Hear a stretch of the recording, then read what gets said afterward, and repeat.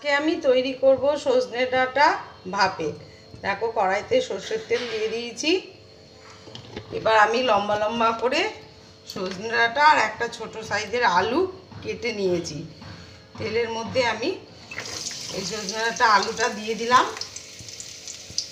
সর্ষে, পোস্ত আর কাঁচা লঙ্কা একসাথে বেটে রেখেছি, লঙ্কা বাটাটা দিয়ে দিলাম।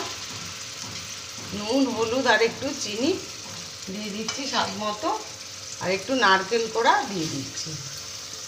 এবার সবগুলো উপকরণ আমি একসাথে ভালো করে মিশিয়ে নিয়ে সামান্য একটু জল দিয়ে ঢাকা দিয়ে আমি রেখে দেব। একদম গ্যাসের ফ্লেমটাকে লোতে রেখে অল্প একটু জল দিয়ে দিলাম, দিয়ে এবার ঢাকা দিয়ে আমি রেখে দেব।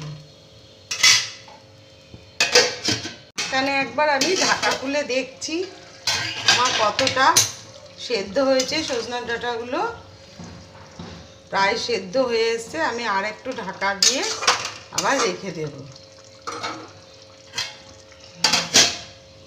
সজনে আলু ভাপে আমার দেখো পুরো রেডি হয়ে গেছে।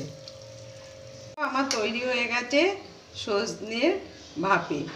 আমরা তো সবসময় সজনে ডাঁটা পোস্ত দিয়ে সর্ষে দিয়ে অন্যরকম করে করি, একটু কষিয়ে, কিন্তু আজকে আমি একবারে মেখে তারপরে কড়াইতে দিয়েছি। তোমরা একবার এভাবে করে দেখো, তোমাদের খুবই ভালো লাগবে। গরম ভাতের সাথে এরকম সজনে ডাঁটা দিয়ে ভাপে খেতে খুবই ভালো লাগবে। রেসিপিটা কেমন লাগলো কমেন্ট বক্সে জানাবে।